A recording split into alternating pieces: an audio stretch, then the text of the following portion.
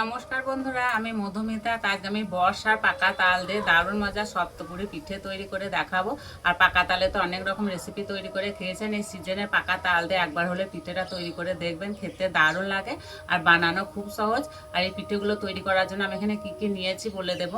এখানে নিয়েছি ময়দা, তালের মাড়ি, তালটা ঘষে মাড়িটা বার করে নিয়েছি, চিনি, নারকেল কোড়া, গরুর দুধ, নুন, এলাচ, সাদা তেল সব কিছুই জোগাড় করা আছে। এবং উনানটা জেলে নেব।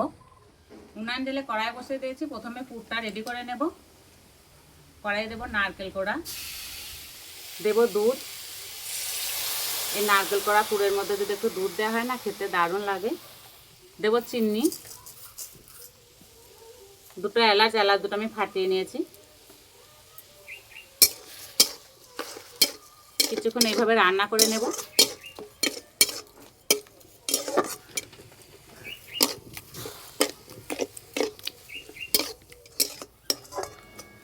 সব কিছু হাতের কাছে জোগাড় থাকলে পিঠে বানাতে বেশি সময় লাগে না। পুরটা হয়ে গেছে, নামিয়ে ভালো করে ঠান্ডা করে নেব। এইভাবে একটু ছড়িয়ে দিলে তাড়াতাড়ি ঠান্ডা হয়ে যাবে। ময়দাটা এবার মেখে নেব। থালের মধ্যে ময়দা নেব, দেব অল্প একটু নুন। নুনটা ভালো করে মিশিয়ে নেব। অল্প অল্প তালের মাড়ি দেব, ময়দাটা মেখে নেব।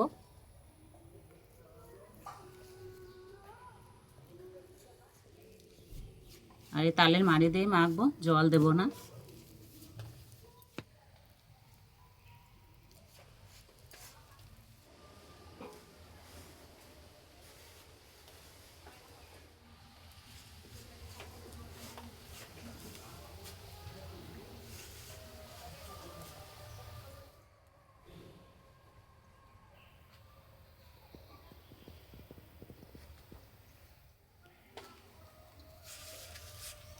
একটু শক্ত করে মেখে নেব।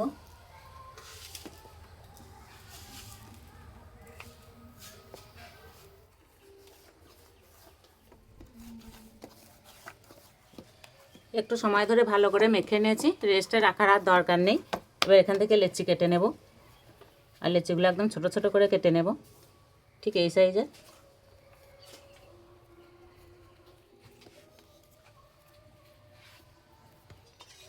সব লেচিগুলো এইভাবে সমান করে নিয়েছি। আর এইভাবে একটু সমান করে নিলে না পিঠেগুলো খুব তাড়াতাড়ি তৈরি হয়ে যায়। এবার একটু করে তেল দিয়ে বেলে নেব।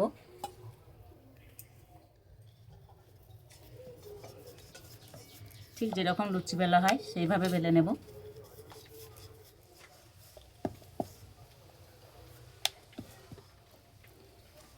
এবার এর মধ্যে নারকেলে পুর দেব। মুখটা এইভাবে একটু ভালো করে বন্ধ করে দেব।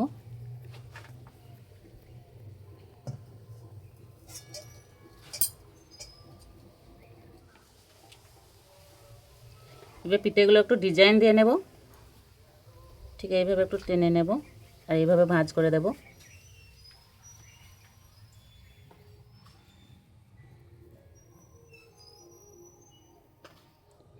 এইভাবে একটু ডিজাইন করে নিলে দুটো কাজ হবে, পিঠেটা ফেটে বেরিয়েও যাবে না আর দেখতেও বেশ সুন্দর লাগবে। এই যে একটা হয়ে গেল।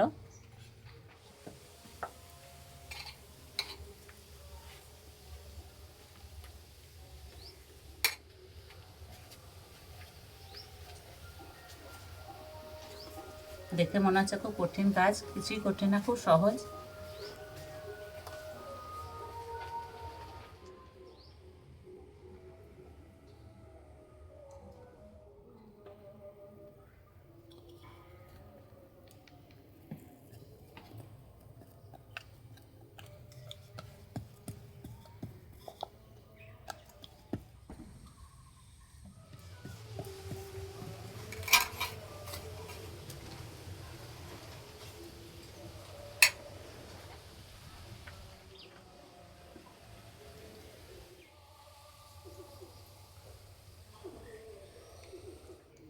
বানাতে একদমই সময় লাগলো না। এবার পিঠেগুলো ভেজে নেব।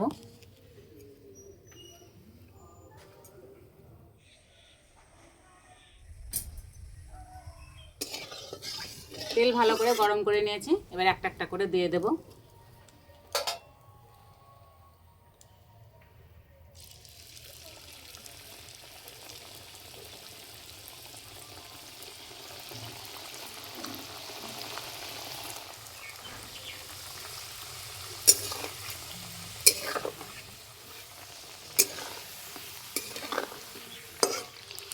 যেহেতু পিঠেগুলো ময়দা দিয়ে বানানো হয়েছে সেই জন্য ভাজতে বেশি সময় লাগে না। ভাজা হয়ে গেছে, এবার তুলে নিব।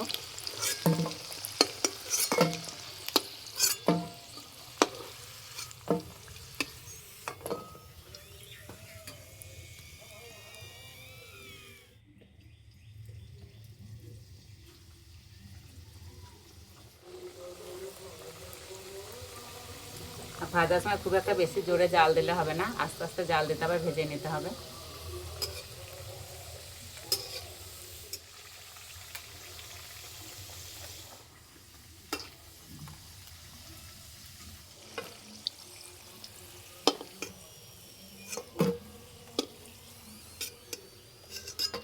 সবগুলো ভেজে নিয়েছি।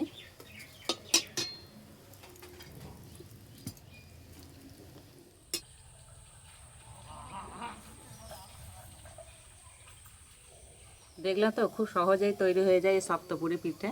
তো একবার বানিয়ে খেয়ে আমাকে কমেন্ট করে জানাবেন কেমন লেগেছে। এবার খেয়ে বলবো কেমন হয়েছে। আর দেখতে কত সুন্দর লাগছে, দেখেই খেতে ইচ্ছে করবে।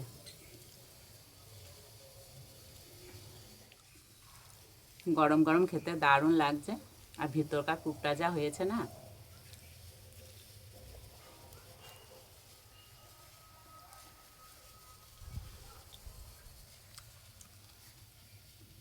এই তালের সিজন থাকতে থাকতে একবার হলেও বানিয়ে খাবেন।